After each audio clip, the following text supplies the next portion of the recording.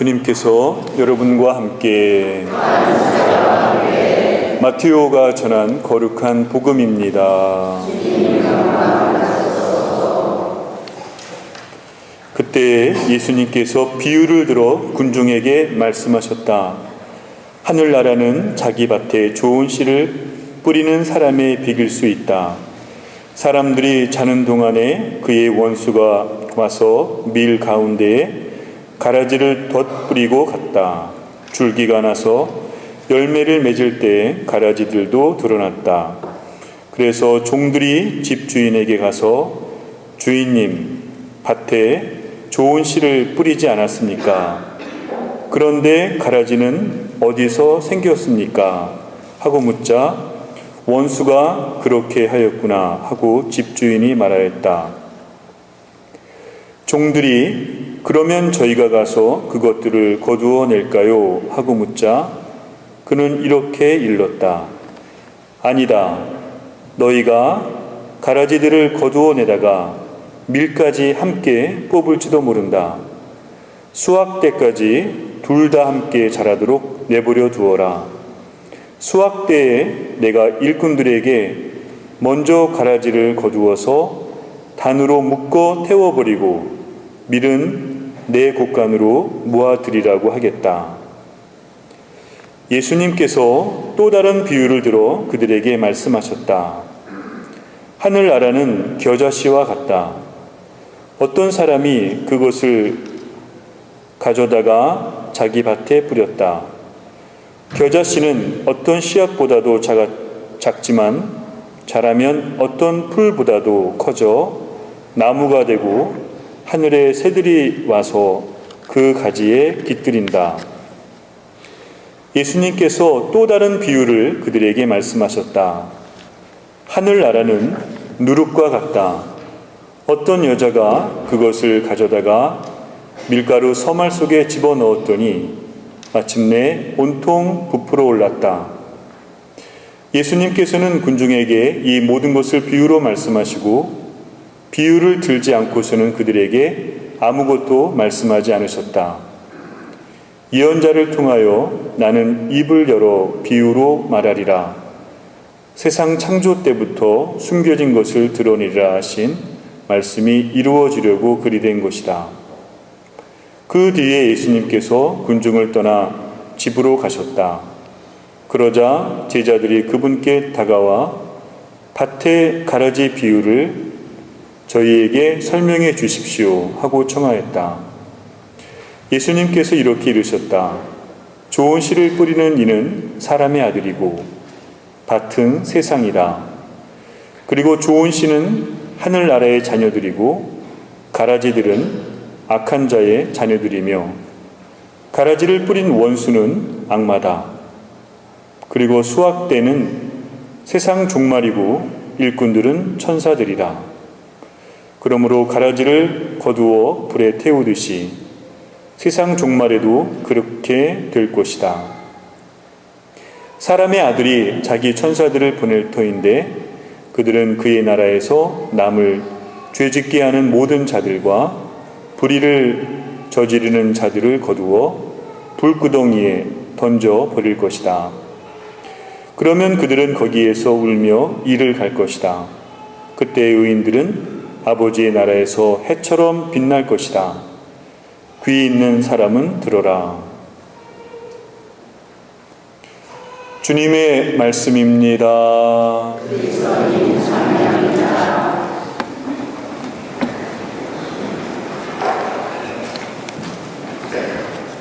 찬미 예수님, 한 주일 동안 평안하셨습니까? 혹시 저 기억하시는 분이 없겠죠? 한 9년 전에 제가 여기서 미사를 한번 9년 정도 됐을 거예요. 미사를 한번 주례한 적이 있었습니다. 그때는 아마 봉사자 교육 때 와서 마침 파견 미사 때 했던 것 같은데 그리고 이제 한국에 갔다가 2개 본당 신부를 마치고 안식년을 해서 또 이 때마침 여기 본당 신부님이 동창 신부님으로 계시는 바람에 기회다 싶어 이렇게 더부자리를 청했습니다. 그래서 와서 지금 지내고 있는데 오늘 또 이렇게 때마침 본당 신부님이 자리를 피해 주시는 관계로 제가 이렇게 미사 주례를 하게 되었습니다. 그래서 하느님께 감사드리고 여러분들에게도 아주 새로운 느낌이 이렇게 들어서 오클랜드 성당이 10년 전에는 탄생한 지 한 15년쯤 됐을까요? 그때 그 당시에 오영민 신부님 계실 때 그때 제가 산호세 성당에 있었는데 그때는 그저 이렇게 작은 성당처럼 생각을 했었어요. 근데 이번에 와서 보니까 이거 정말 커진 것 같아요. 커지고 성당도 멋있고 또 그 안에 속한 여러분들도 다 멋있어요. 다 이렇게 안정이 이렇게 정말 된 공동체처럼 느껴지고 어찌 보면은 제일 우리 북가주에서 샌프란시스코 성당이 제일 오래된 성당이고 그곳에서 출발을 해서 산호세가 2번째로 생기고 오클랜드가 3번째로 생기고 물론 이제 그 차이는 얼마 되지 않지만 이렇게 생기고 세크라멘토가 또 다음 생기고 그랬는데 아마 그 중심에 이렇게 그 4개 성당의 오클랜드 성당이 아무튼 큰 몫을 할 수 있을 거라는 생각이 자꾸만 요즘에 이렇게 내가 여기서 살면서 그런 생각이 들어요. 여러분들이 앞으로 좋은 몫을 열심히 행해야 될 그런 공동체 구성원들이 아닌가 이렇게 생각을 합니다. 여러분들 정신 바짝 차리고 열심히 살아가셔야 돼요. 더욱이 이렇게 좋은 환경이 있잖아요. 우선 좋은 환경, 큰 성당에 아름다운 성전에 마당도 이렇게 널찍하니 있고 아이들도 열심히 성장하고 있고 또 앞으로 많은 또 여러분들이 또 희망하시는 성소자가 태어나서 훗날 이제 아무튼 우리 한인 신부님이나 한인 수녀님도 많이 생기시고 그래서 정말 여기에서 하느님 나라를 잘 이끄는 그러한 공동체가 될 수 있으리라고 이렇게 생각을 합니다. 나중에 제가 한 3년 뒤에 또 올 거예요. 3년 뒤에 그때는 짧게 와서 한번 볼 거예요. 어떻게 변하시고 어떻게 성장하시는지 뵙고 싶어요. 그래서 아무쪼록 이렇게 여러분들 다시 만나게 돼서 반갑고 더 열심히 살아가시는 그러한 신앙 공동체 되시길 바라겠어요. 벌써 16주일입니다. 16주일이면 연중 이제 중간 단계가 넘어서고 있어요. 참 시간이 빨리 지나갑니다. 그래서 우리가 신앙생활이 연중으로 넘어가게 되면 왠지 모르게 이제 성탄절이 다가오니까 이제 우리도 좀 이렇게 조급함이 앞서고 막 그렇게 돼요. 이제 이 더위만 지나가게 되면 금방 또 성탄절이 다가오니까 그렇죠? 지난주에 신부님께서 아마 씨 뿌리는 자의 비유를 말씀하시면서 사제간 이야기를 하셨을 거예요. 사제간 텃밭 얘기하셨죠? 그래서 사제간 텃밭을 가꾸시는 형제님께서 텃밭을 잘 가꾸니까 아무튼 여러 가지 작물들이 잘 성장하고 있다고 이렇게 하시면서 우리들 마음도 그렇게 잘 가꾸도록 노력하자라고 했을 것입니다. 그래서 저도 신부님 말씀을 듣고 나는 어떠한 마음일까 이렇게 되돌아봤어요. 나는 내 마음은 어떤 밭일까? 여러분 어떤 밭이에요? 좋은 밭이겠죠. 여러분들은 아까 말씀드렸듯이 다 선하시고 다 훌륭하시니 열심히 살고 계시니까. 근데 저는 요즘에는 노는 데 빠져가지고 열심히 하지 않게 생각이 드는 거예요. 그래서 나는 돌밭일까 혹은 길바닥일까 혹은 가시덤불일까 정말 좋은 땅일까 나는 가시덤불 같은 생각이 들었어요. 그래서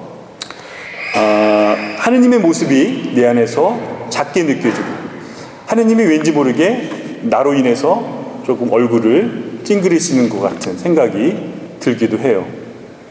그래서 내가 너무 커서 내가 너무 신나게 자유롭게 막 놀려는 그런 마음이 앞서다 보니까 하느님의 모습이 작게 느껴지는 것 같았습니다. 그래서 생각했어요. 이제 다시 원래대로 안식년이 끝나고 되돌아가면 내가 과연 제대로 할 수 있을까? 이러한 또 걱정이 생기기도 했어요. 한시바삐 가시덤불을 내가 치워버린다면, 가시넝쿨을 다 버린다면 나 또한 언젠가는 좋은 땅이 될 수 있겠죠. 돌밭이나 길바닥이나 가시덤불이라고 여기는 분이 있다면 분명히 그런 분들도 돌을 잘 이렇게 골라내서 다른 곳으로 다 이렇게 모아들이면 좋은 땅만 남지 않겠습니까? 또 길바닥도 언젠가는 파내고 물을 주고 그래가지고 언젠가는 또 잘 이렇게 만든다면 좋은 땅이 될 수가 있어서 좋은 열매를 분명히 맺을 수가 있다고 믿습니다. 여러분들도 그러한 마음으로 항상 희망을 잃지 말고 살아갈 수 있었으면, 그래서 여러분 모두가 다 좋은 밭으로 변해서 30배, 60배, 100배의 열매가 맺어질 수 있도록 노력하길 바라겠어요. 오늘 선포된 복음 말씀도 농촌과 관련된 비유 말씀이 이어지고 있습니다. 예수님의 화두, 예수님은 무슨 말씀을 하시고자 원하실까? 무슨 말씀을 우리 사람들에게 하고자 하실까? 그분은 무엇 때문에 그분은 일생을 살아가셨을까? 여러분들도 만일 여러분들이 대화하기를 원하는 사람이 있다면 아마 내가 말을 건네고 싶은 말이 그리 많지가 않을 것 같아요. 한 가지, 사랑하는 사람에게 사랑한다는 말을 고백한다면 최고의 그러한 것이죠.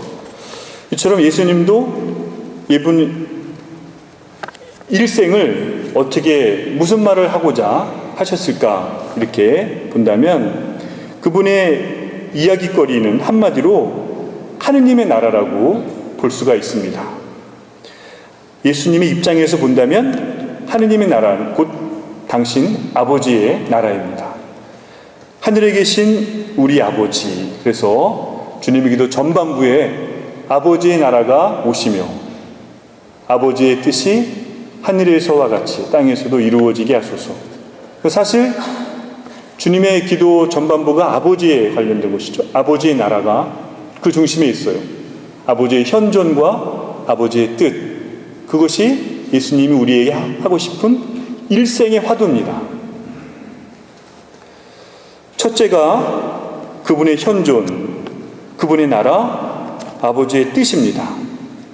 일용할 양식을 먹는 이유, 우리가 밥을 먹는 이유도, 우리가 형제들과 사이좋게 지내고 서로 화해하고 용서하는 것도, 또 우리가 악의 노예가 되지 않기 위해서 애쓰는 이유도 하느님 나라에 그 이유가 있다는 것을, 우리가 좋은 곳에 가서 피정을 하고 훌륭한 강사를 모셔다가 강의를 듣고 또 여러 가지 성경 공부를 하는 이유도 바로 하느님 나라에 그 원인이 있다는 것을 우리가 생각해 볼 수 있습니다.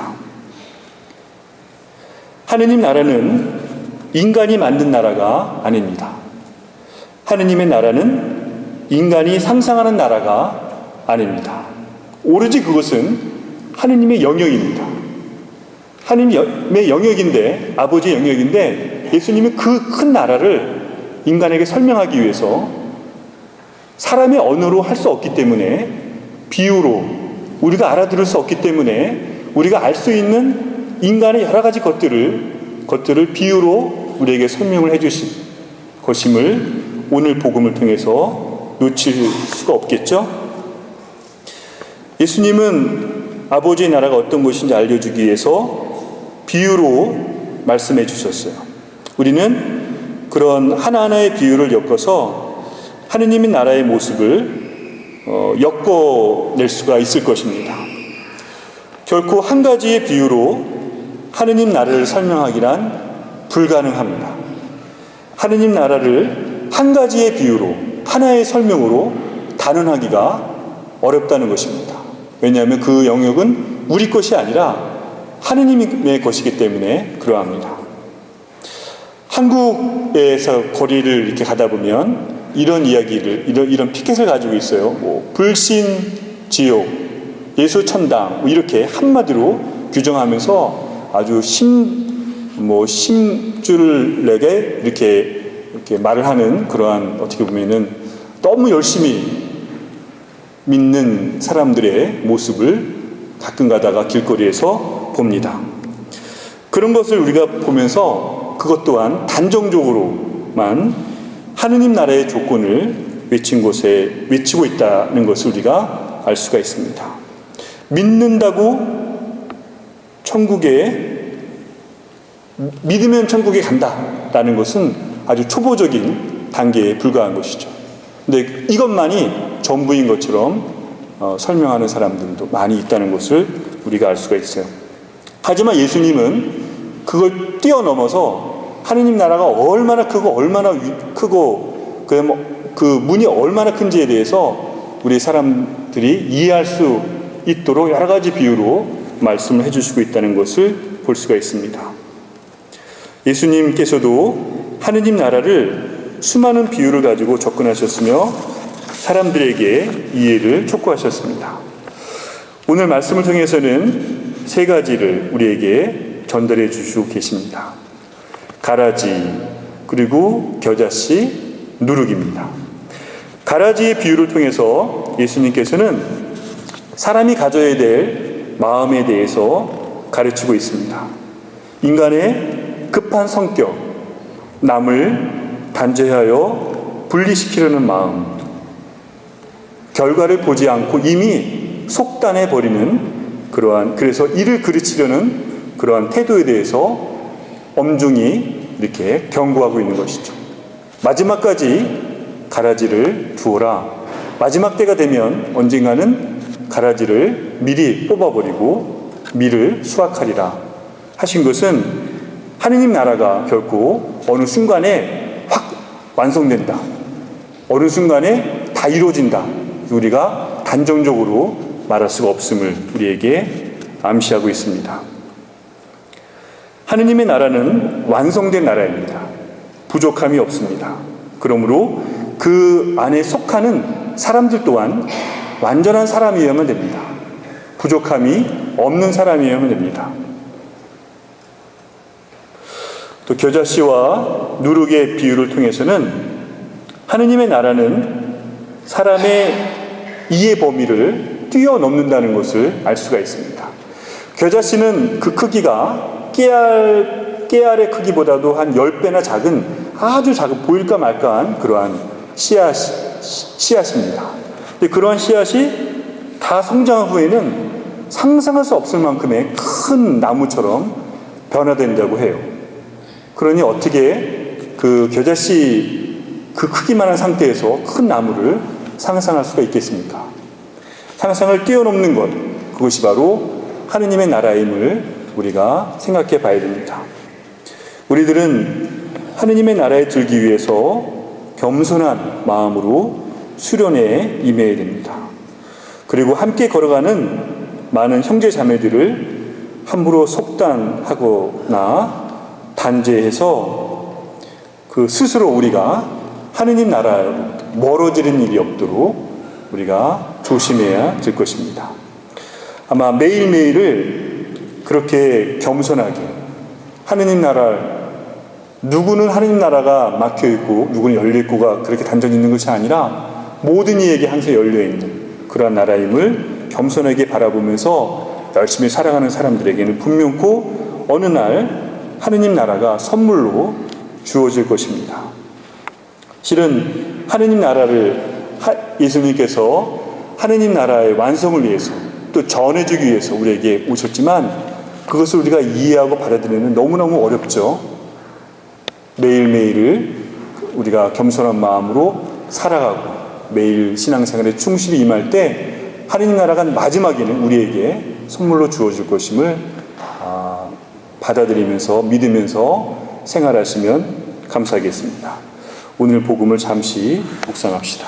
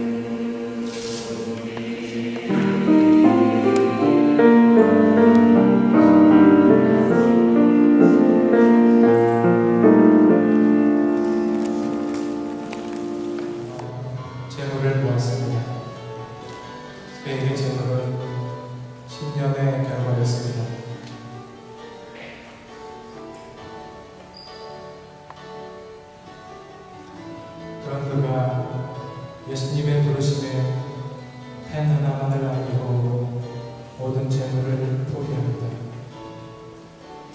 그리고 나중에 그 펜으로 복음서를 씁니다.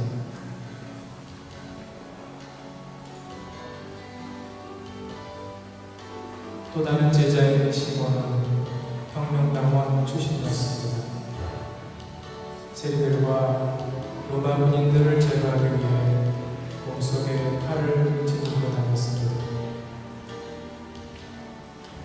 무력을 써서라도 자신의 뜻을 이루는 것이 그의 신명이었습니다.